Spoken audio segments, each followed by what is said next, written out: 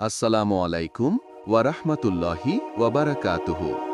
প্রিয় দর্শক, আজ আমরা মানবজাতির অন্যতম শ্রেষ্ঠ নবী ইব্রাহিম আলাইহিসসালামের জীবন ও কর্ম নিয়ে আলোচনা করব। এই আলোচনাটি শুরু করার আগে যদি আমার কোনো ভুল হয়ে থাকে তবে ক্ষমা সুন্দর দৃষ্টিতে দেখবেন এবং কমেন্টের মাধ্যমে আমাকে জানাবেন। আল্লাহ তাআলা যখন পৃথিবীতে তার একত্ববাদের দাওয়াত প্রচারের জন্য নবী নির্বাচন করছিলেন, তখন তিনি ইব্রাহিম আলাইহিসসালামকে বেছে নিলেন। ইব্রাহিম আলাইহিসসালাম জন্মেছিলেন প্রাচীন ইরাকের মতান্তরে ব্যাবিলনের উর নামক শহরে। সেই সময়ে তার কওম ঘোর মূর্তি পূজা ও নক্ষত্র পূজার অন্ধকারে ডুবেছিল। তার নিজের পিতা আজর ছিলেন মন্দিরের প্রধান পুরোহিত এবং মূর্তি নির্মাণকারী। ইব্রাহিম আলাইহিসসালাম ছোটবেলা থেকেই তার চারপাশে প্রচলিত এই মিথ্যা উপাসনা নিয়ে গভীরভাবে চিন্তা করতেন। তিনি কখনো মূর্তিদের উপাসনা করেননি। তিনি প্রথমে তার পিতাকে নম্র ভাষায় বোঝালেন, হে আমার পিতা, আপনি কেন এমন কিছুর উপাসনা করেন যা শুনতে পায় না, দেখতে পায় না এবং আপনার কোনো উপকারও করতে পারে না? কিন্তু আজর তার ছেলের কথায় কর্ণপাত করলেন না, বরং রাগান্বিত হয়ে বললেন, হে ইব্রাহিম, যদি তুমি আমার দেবদেবীকে বাদ না দাও তবে আমি তোমাকে পাথর মেরে তাড়াব, তুমি আমার কাছ থেকে দূরে যাও। ইব্রাহিম আলাইহিসসালাম তখন বললেন, আপনার ওপর শান্তি বর্ষিত হোক। আমি আমার রবের কাছে আপনার জন্য ক্ষমা চাইব, তিনি আমার প্রতি অত্যন্ত দয়ালু। এরপর ইব্রাহিম আলাইহিসসালাম তার কওমের কাছে যুক্তি দিয়ে সত্য প্রমাণ করতে চাইলেন। তিনি রাতে আকাশের দিকে তাকালেন, প্রথমে একটি তারা দেখলেন এবং বললেন, এটা আমার প্রভু। যখন তা অস্ত গেল তিনি বললেন, আমি অস্তগামী বস্তুকে ভালোবাসি না। এরপর চাঁদ দেখলেন এবং বললেন, এটা আমার প্রভু। যখন চাঁদও ডুবে গেল তিনি বললেন, যদি আমার প্রভু আমাকে পথ না দেখান তবে আমিও পথভ্রষ্টদের অন্তর্ভুক্ত হব। সবশেষে সূর্য দেখলেন এবং বললেন, এটা আমার প্রভু, এটা বড়। যখন সূর্যও ডুবে গেল তখন তিনি ঘোষণা করলেন, হে আমার কওম, তোমরা যা কিছুর শরিক করো আমি তা থেকে মুক্ত। আমি একনিষ্ঠাভাবে মুখ ফিরিয়েছি সেই সত্তার দিকে যিনি আকাশ ও পৃথিবী সৃষ্টি করেছেন, এবং আমি কখনো মুশরিকদের অন্তর্ভুক্ত নই। ইব্রাহিম আলাইহিসসালামের কওমের লোকেরা এক বার্ষিক উৎসব পালনের জন্য শহর থেকে দূরে চলে গেল। এই সুযোগে ইব্রাহিম আলাইহিসসালাম তাদের মূর্তি পূজার কেন্দ্রে প্রবেশ করলেন। তিনি একটি কুড়াল নিলেন এবং বড় মূর্তিটি ছাড়া বাকি সব ছোট মূর্তি ভেঙে টুকরো টুকরো করে দিলেন। তারপর কুড়ালটি বড় মূর্তিটির কাঁধে রেখে দিলেন। উৎসব শেষে লোকেরা ফিরে এসে তাদের দেবদেবীদের এই অবস্থা দেখে রাগে ফেটে পড়ল। তারা বলতে লাগলো, কে আমাদের দেবদেবীদের সঙ্গে এমন কাজ করেছে? সে তো অবশ্যই জালিমদের একজন। কেউ বলল, আমরা এক যুবককে তাদের সম্পর্কে খারাপ কথা বলতে শুনেছি, যার নাম ইব্রাহিম। তখন ইব্রাহিম আলাইহিসসালামকে জনগণের সামনে আনা হলো। তারা জিজ্ঞাসা করল, হে ইব্রাহিম, তুমিই কি আমাদের উপাস্যদের সাথে এমন করেছ?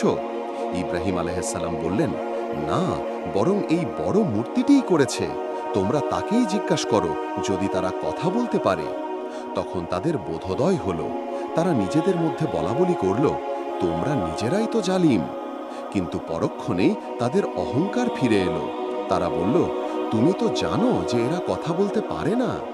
ইব্রাহিম আলাইহিসসালাম তখন চূড়ান্ত প্রশ্নটি ছুড়ে দিলেন, তবে কি তোমরা আল্লাহর পরিবর্তে এমন কিছুর উপাসনা করো যা তোমাদের কোনো উপকারও করতে পারে না, ক্ষতিও করতে পারে না? ধিক তোমাদের, এবং আল্লাহর পরিবর্তে তোমরা যাদের উপাসনা করো তাদের। তোমরা কি এখনো বুঝবে না?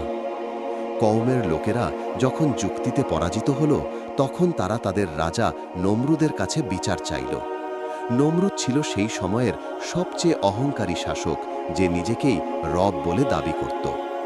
নমরুদ ইব্রাহিম আলাইহিসসালামকে ডেকে বলল, কে তোমার প্রভু? ইব্রাহিম আলাইহিসসালাম বললেন, আমার প্রভু তিনি, যিনি জীবন দেন এবং মৃত্যু দেন।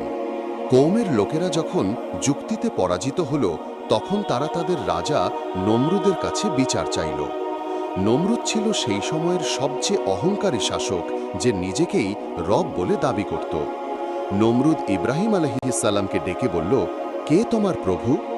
ইব্রাহিম আলাইহিসসালাম বললেন, আমার প্রভু তিনি, যিনি জীবন দেন এবং মৃত্যু দেন। নমরুদ অহংকার করে বলল, আমিও জীবন দিই এবং মৃত্যু দিই। সে একজন অপরাধীকে মুক্ত করে দিল এবং একজন নিরপরাধ মানুষকে হত্যা করল। ইব্রাহিম আলাইহিসসালাম বললেন, আল্লাহ তো সূর্যকে পূর্ব দিক থেকে উদিত করেন, তুমি যদি পারো তবে পশ্চিম দিক থেকে উদিত করো। তখন নমরুদ হতবম্ব হয়ে গেল এবং সে কোনো উত্তর দিতে পারল না। তখন নমরুদ ও তার কওম একমত হল যে ইব্রাহিম আলাইহিসসালামকে আগুনে পুড়িয়ে মারা হবে। তারা বহু দিন ধরে কাঠ সংগ্রহ করল এবং এক বিশাল অগ্নিকুণ্ড তৈরি করল। অগ্নিকুণ্ডের আগুন এতই প্রবল ছিল যে তার কাছেও কেউ যেতে পারত না। তারা একটি যন্ত্র গোল্লা বানিয়ে দূর থেকে ইব্রাহিম আলাইহিসসালামকে তাতে নিক্ষেপ করল, কিন্তু আল্লাহ তাআলা তার বন্ধুকে রক্ষা করলেন। আল্লাহ আগুনকে আদেশ দিলেন, হে আগুন, তুমি ইব্রাহিমের জন্য শীতল ও শান্তিদায়ক হয়ে যাও।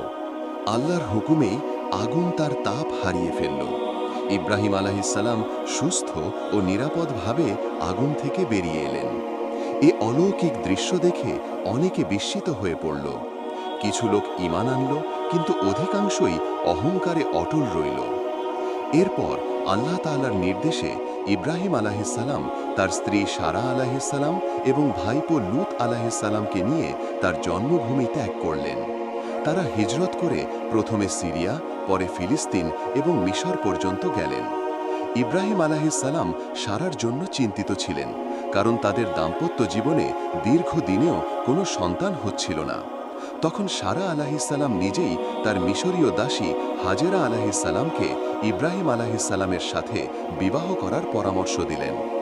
আল্লাহর ইচ্ছায় হাজেরা আলাইহিসসালাম গর্ভবতী হলেন এবং ইব্রাহিম আলাইহিসসালামের প্রথম পুত্র ইসমাইল আলাইহিসসালাম জন্মগ্রহণ করলেন। ইব্রাহিম আলাইহিসসালাম খুব খুশি হলেন, কিন্তু আল্লাহ তাকে এক কঠিন পরীক্ষার মুখোমুখি করলেন। আল্লাহর নির্দেশে তিনি হাজেরা আলাইহিসসালাম ও ছোট ইসমাইল আলাইহিসসালামকে মক্কার শুষ্ক জনমানবহীন উপত্যকায় রেখে আসার আদেশ পেলেন, যেখানে তখন কোনো বৃক্ষ, পানি বা মানুষ ছিল না। হাজেরা আলাইহিসসালাম বিস্মিত হয়ে বললেন, আপনি কি আমাদের এমন জনশূন্য স্থানে রেখে যাচ্ছেন? ইব্রাহিম আলাইহিসসালাম কোনো উত্তর দিলেন না। তখন হাজেরা আলাইহিসসালাম বললেন, আল্লাহ যদি আপনাকে এটা করতে আদেশ দিয়ে থাকেন তবে তিনি অবশ্যই আমাদের দেখবেন। ইব্রাহিম আলাইহিসসালাম বিদায় নিয়ে চলে গেলেন। একটু দূরে গিয়ে তিনি থামলেন এবং আকাশের দিকে হাত তুলে দোয়া করলেন, হে আমাদের প্রতিপালক, আমি আমার কিছু সন্তানকে তোমার পবিত্র ঘরের নিকটে এক অনাবাদী উপত্যকায় স্থাপন করেছি, যাতে তারা সালাত কায়েম করে। অতএব তুমি কিছু মানুষের হৃদয় তাদের প্রতি অনুরাগী করে দাও এবং তাদের ফলমূল দ্বারা রিজিক দাও, যাতে তারা কৃতজ্ঞ হয়। এই দোয়া কবুল হল। পরে হাজেরা আলাইহিসসালাম ও ইসমাইল আলাইহিসসালাম যখন পানির অভাবে কষ্ট পাচ্ছিলেন, তখন আল্লাহ তাআলা তাদের জন্য জমজম কূপের বরকত দান করলেন। এই কূপ থেকেই মক্কা নগরীর সূচনা ঘটে। আল্লাহ তাআলা ইব্রাহিম আলাইহিসসালামের বৃদ্ধ বয়সে তার স্ত্রী সারা আলাইহিসসালামের গর্ভে দ্বিতীয় পুত্র ইসহাক আলাইহিসসালামের জন্ম দিলেন। ইসহাক আলাইহিসসালামও পরবর্তীতে নবী হয়েছিলেন। কিন্তু ইব্রাহিম আলাইহিসসালামকে আরও এক কঠিন পরীক্ষার সম্মুখীন হতে হল। তিনি স্বপ্নে দেখলেন যে তিনি তার প্রিয় পুত্র ইসমাইল আলাইহিসসালামকে কুরবানি করছেন। নবীগণের স্বপ্ন আল্লাহর নির্দেশ হয়। ইব্রাহিম আলাইহিসসালাম তার পুত্রকে ডেকে বললেন, হে আমার প্রিয় পুত্র, আমি স্বপ্নে দেখলাম যে আমি তোমাকে কুরবানি করছি। এখন তোমার মতামত কি? ইসমাইল আলাইহিসসালাম সেই মহান নবীর পুত্র ছিলেন। তিনি এক মুহূর্ত দ্বিধা না করে উত্তর দিলেন, হে আমার পিতা, আপনাকে যা নির্দেশ দেওয়া হয়েছে আপনি তাই করুন। ইনশাআল্লাহ আপনি আমাকে ধৈর্যশীলদের মধ্যে পাবেন। পিতা পুত্র উভয়ে আল্লাহর আদেশের কাছে নিজেদের সমর্পণ করলেন। যখন ইব্রাহিম আলাইহিসসালাম তার পুত্রের গলায় ছুরি চালাতে প্রস্তুত হলেন, তখন আল্লাহ তাআলা তাকে ডাকলেন, হে ইব্রাহিম, তুমি স্বপ্নকে সত্যে পরিণত করেছ। এভাবেই আমি সৎকর্মশীলদের পুরস্কৃত করি। নিশ্চয়ই এটা ছিল এক স্পষ্ট পরীক্ষা। আল্লাহর নির্দেশে ইব্রাহিম আলাইহিসসালাম ইসমাইল আলাইহিসসালামের পরিবর্তে একটি মহান কুরবানি, একটি পশু করলেন। এই ঘটনা থেকেই সারা বিশ্বের মুসলমানদের জন্য কুরবানির ঈদ প্রথা চালু হল। এরপর আল্লাহ তাআলা ইব্রাহিম আলাইহিসসালামকে আরও একটি মহৎ কাজের নির্দেশ দিলেন, মক্কায় আল্লাহর প্রথম ঘর কাবা পুনর্নির্মাণ করা। ইব্রাহিম আলাইহিসসালাম এবং ইসমাইল আলাইহিসসালাম উভয় মিলে কাবার ভিত্তি স্থাপন করলেন। তারা পাথর এনে গাঁথতে লাগলেন। যখন কাবা একটি নির্দিষ্ট উচ্চতায় পৌঁছালো, তখন ইব্রাহিম আলাইহিসসালাম একটি পাথরের উপর দাঁড়িয়ে কাজ করতে লাগলেন। সেই পাথরটি আজও মাকামে ইব্রাহিম নামে পরিচিত। কাজ শেষ হওয়ার পর দুজনেই আল্লাহর কাছে দোয়া করলেন, হে আমাদের প্রভু, আমাদের কাছ থেকে কবুল করুন, আপনিই তো সর্বশ্রোতা, সর্বজ্ঞ। হে আমাদের প্রভু, আপনি আমাদের উভয়কে আপনার অনুগত করুন এবং আমাদের বংশধরদের মধ্য থেকে একটি অনুগত জাতি সৃষ্টি করুন, আর আমাদের ইবাদতের পদ্ধতি দেখিয়ে দিন এবং আমাদের ক্ষমা করুন। নিশ্চয়ই আপনি তওবা কবুলকারী, পরম দয়ালু। আল্লাহ তাআলা ইব্রাহিম আলাইহিসসালামের দোয়া কবুল করলেন। তিনি তাকে খালিলুল্লাহ অর্থাৎ আল্লাহর বন্ধু উপাধিতে ভূষিত করলেন। ইব্রাহিম আলাইহিসসালাম দীর্ঘ জীবন লাভ করেন। তিনি তার শেষ বয়সে তার পুত্র ইসহাক আলাইহিসসালাম এবং নাতি ইয়াকুব আলাইহিসসালামকে ইসলামের শিক্ষা দান করেন। তিনি তার সন্তানদেরকে বারবার উপদেশ দিতেন, হে আমার সন্তানরা, আল্লাহ তোমাদের জন্য এই দিনকে মনোনীত করেছেন, সুতরাং তোমরা মুসলিম না হয়ে মৃত্যুবরণ করো না। ইব্রাহিম আলাইহিসসালাম আল্লাহর প্রতি অগাধ বিশ্বাস, ত্যাগ ও ধৈর্যের প্রতীক। তার জীবন ছিল নিরন্তর পরীক্ষার মধ্য দিয়ে যাওয়া এবং প্রতিটি পরীক্ষায় সফল হওয়া। তিনি মানব জাতিকে শিরক মুক্ত এক আল্লাহর উপাসনার পথে চলতে শিখিয়েছেন। অবশেষে তার নির্ধারিত সময়ে আল্লাহর পাঠানো ফেরেশতা এসে তার রূহকে আল্লাহর কাছে নিয়ে গেলেন। তার স্মৃতি ও শিক্ষা পৃথিবীর বুকে চিরজীবী হয়ে রইল। তিনি ছিলেন নবীদের জনক, আবু আল আম্বিয়া। তার বংশ থেকেই মুসা আলাইহিসসালাম, ঈসা আলাইহিসসালাম এবং সর্বশেষ নবী মুহাম্মদ সাল্লাল্লাহু আলাইহি ওয়াসাল্লামের আগমন ঘটে।